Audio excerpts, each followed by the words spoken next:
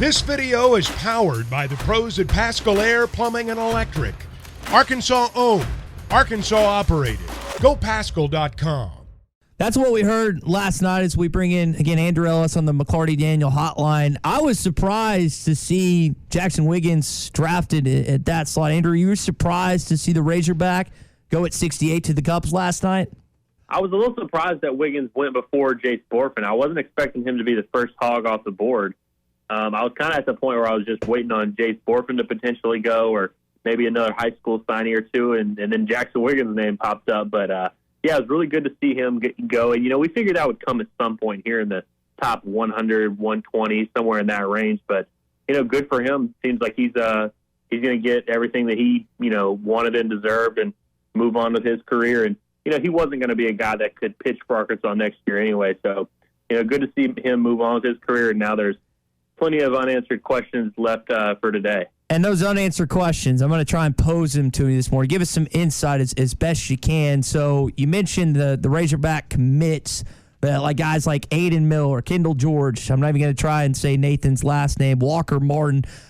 Based on where they were drafted and potentially slotted to make the money, what do you think happens with the four guys that are Razorback commits that were drafted in the first two rounds last night? Yeah, I don't think anyone should be expecting those guys to come to campus, especially now that they've been drafted. I think with Zanatello and Kendall George, I think those guys went probably higher than most expected. So when something like that happens, you can reasonably assume that they've cut a deal and they've gotten whatever their number is, and they're teams aren't really messing around at this stage in the draft. So them being drafted probably tells you that they've been in contact with that team and they're getting what they want there. And so, with those two guys going probably higher than you expect, that's definitely the case. So I wouldn't expect any of those four guys to make it to campus. Walker Martin's a little interesting because he fell further than I think some expected, but I think that, there's a lot of those teams that try to save money at different points in the draft so that they can, spend some money on some of these high school kids to convince them with all the leverage. So I would expect that Walker Martin's probably a guy that's going to sign for overslot, and I wouldn't expect him to come to campus. But, everyone's so worried about, Arkansas's freshman class being gutted and all that. At this point in the draft, there really hasn't been anything super unsurprising. These guys might have gone a little bit higher than we expected, and Martin fell a little bit further than some expected. But right now, the guys who were not really expected to make it to campus, it's still looking that way. They're not going to make it to campus. But, today there's a lot of really high leverage arms in Arkansas's freshman class that are on that board today, kind of in that 100 to 200 range. And this is kind of the make or break day, more so than yesterday. Anyone who went yesterday was kind of, more just a formality, or it was kind of not expected for most of those guys to make it to campus anyway. So, today's kind of the big swing day, and, we probably won't have to wait too long to hear some guys like Jace Borfin, Hunter Holland, and Tavian Josenberger. But, I'm really looking for some of these high school kids to see which names pop up and where they're at, and so we can start really playing that game. I think today's the more interesting day. Yeah, Andrew, I know each individual player's answer is going to be a different threshold, but kind of where's the break in your opinion? Is it round 8? Is it round 10? Where in the draft is going to college and come to a place like Arkansas make more sense than moving forward with your professional career? Yeah, like you said, it kind of is probably different for everybody. I think when you're a high school player, I think it's got to be a pretty high number to get you to pass up going to school. And we're getting to that point now where we're getting to under the projected slot values are getting under $1 million, and I feel like $1 million is kind of it's a number that sounds right, of kind of a number of a benchmark of, hey, if I can get over $1 million, I'll go. If I can get under, then I'll just go to college. And so I think we're getting closer and closer to that cutoff point. I would say anything after probably 100 to 150 is where, if the high school kids haven't gone, the further they get, the more secure you feel in that number. But, it's tough to really tell because, like I was saying earlier, these teams can overslot some of these high school guys and might take a flyer on one of these high school guys late and then end up being able to offer them more money. So you never really know or can feel safe, but you start having a little bit better of an idea just as this thing goes on. I think once you get out of that top 200,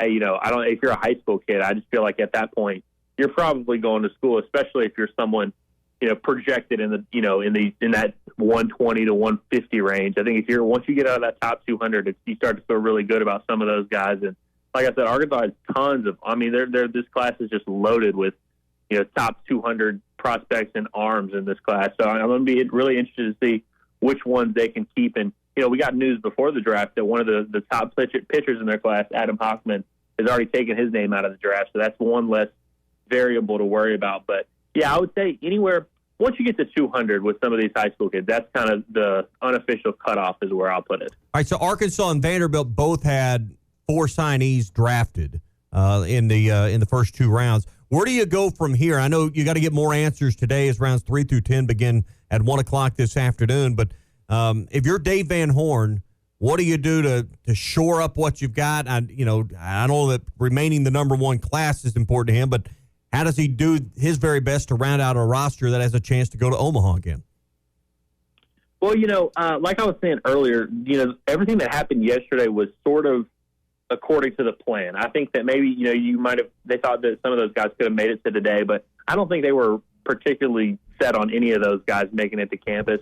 You maybe hope to get one, but I think, he's really focused on some of these arms, and I'm sure they've been talking to these kids for weeks, so there's nothing super surprised. They're probably not getting too much different feedback at this point, but I'm sure he's just kind of keeping tabs on a lot of those guys. And I think the more interesting variable for today comes with a guy like Craig Yoho, one of their transfer pitcher commits. He's currently in that 295 to 300 range as a pitcher, and so he's a guy that could go maybe in that 8 to 10 round range. And I think someone like him and someone like Caleb Cali are kind of the ones that I would be channeling my energy on, because I feel like those are the real big swing ones where, those guys have real decisions to make. And it's a lot harder to make that decision whenever you're older, 21, 22 years old in your career, rather than when you're 18 and you kind of have everything in front of you. I feel like it's a lot easier to kind of negotiate with those high school kids, because I'm sure going to school is an attractive option for a lot of those. So it's probably, once you get to a certain point in the draft, it's probably a little bit easier to talk to those kids and their families and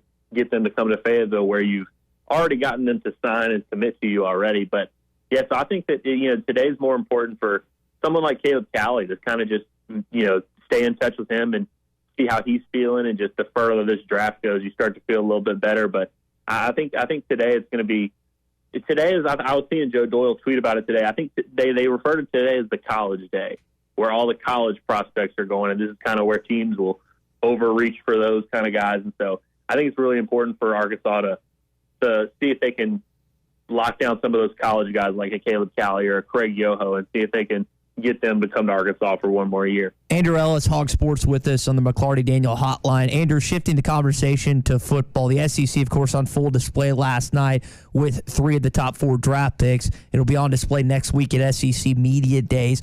When you think about who Arkansas is bringing, Sam Pittman, KJ Jefferson's the obvious choice. Who are the other 2 guys that you think Coach Pittman brings to Media Days with them next week? I feel like Rocket is probably got to be on the short list of options, just because of how popular he is. I mean, he's got the name, and everyone knows about him. I'm sure there's tons of national guys who will want to hear from Rocket and kind of talk to him from that perspective. One guy that I hope they bring, he's not a senior, so we'll see how this works out, but Pooh Paul is one that I think is just, he was almost made in the lab for this exact situation. I feel like he's got the personality, he's got the speaking ability. He's really good every time he talks to the media. I feel like he's a good ambassador for your program, great kid. And he's also going to be a huge player for Arkansas. And I wouldn't be surprised if he's a guy who ends up being a team captain. So, I wonder if there's a guy like that. But you've also got these senior offensive linemen like a Latham or a Limmer. Pittman, if there's one thing we know about Pittman, he really likes bringing senior O-linemen to things like this. So I wouldn't be shocked to see any of those. But, yeah, I'd really like to see someone like Pooh Paul. But who knows? Arkansas has plenty of senior options, and I'm sure Pittman will want to take at least one senior, so maybe someone like a Zach Williams or Limmer or Latham or someone like that. But I think Rocket is probably another one on that list too. But yeah, it'll be interesting to see what they do. But I don't think you can really go wrong. I think Arkansas's got plenty of solid options in this department. Andrew, when you think about next week, you'll have the All-SEC selections where Arkansas will have several players on that, including KJ and Rocket. But you also have the different standings in both the SEC West and East. The last time we'll see it. Where do you think Arkansas is picked in the SEC West by the tail end of next week? Weirdly enough, I don't think Arkansas has gotten to a point where they're going to be, picked first or second in the West or getting votes to maybe win the league. I don't think they've reached that point from a national prominent standpoint, but I do think they've gotten to the point where Arkansas is kind of a high floor team. Like, I don't think anyone's going to be picking Arkansas last in the division, last in the conference or anything. Like, it felt like it was for so many years. So it's like, I feel like Arkansas is weirdly one of the safer bets just because you have KJ Jefferson coming back. You've got, your coaching staff has some new pieces, but it's not like completely unfamiliar pieces. And you've got plenty of returners on both sides of the ball. Like, I think Arkansas's got a high enough floor.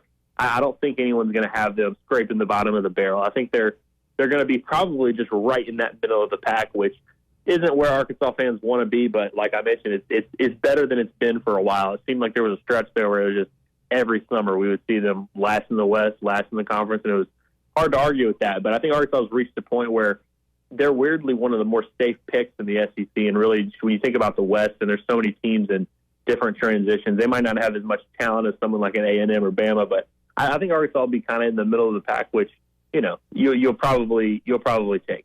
How much does the familiarity and knowing Dan Enos, knowing that name, having been here before, calm a lot of the expectations of fans, and I think buoy expectations preseason? Do you think the fact that Arkansas changed coordinators and you're comfortable with this guy keeps expectations probably elevated? Absolutely, and I think also a little bit of it is you have a quarterback in KJ Jefferson where there's not really unfamiliarity. If you had new coordinator, new quarterback, and new pieces kind of all over the place, it'd be a lot more reasonable to be panicking a little bit. But you've already seen a guy like Dan Enos come in and do what he's done with the senior quarterback in Brandon Allen, and seeing like what he can accomplish as an offensive coordinator in this league, and seeing firsthand how he can improve an Arkansas quarterback like Brandon Allen, like he did in 2015. I think that eases a lot of people's consciences, and I think it's fair. I think that seems like that relationship's gone well so far. We don't really know what's going on behind the scenes, but I think Sam Pittman thinks really highly of Dan Enos, and by all indications, it doesn't. There's no real reason to think that this is a complete overhaul, brand new situation. And like I was saying, just that familiarity with KJ and Rocket. I just think that the pieces are there in place to where this can be as smooth of a transition as possible. And so, I'm looking forward to see what they can do and seeing how he's able to develop KJ, like I mentioned, the same way he was able to do for Brandon Allen in 2015. All right, Andrew Ellis, HawgSports, joining us here on the McClarty Daniel Hotline. Andrew, good. Have a great day, and we'll talk to you at SEC Media Days. Yeah, sounds good. I really appreciate you guys. BetOnline is your number one source for all your betting needs. Get the latest odds, lines, and matchup reports for baseball, boxing, golf, and more. BetOnline continues to be the fastest and easiest way to place your wagers, including live betting and your favorite casino and card games available to play right from your phone. Head to the website or use your mobile device to sign up today and get in on the action. Remember to use our promo code BELIEVE. That's BLEAV for your 50% welcome bonus on your first deposit. Bet online, where the game starts.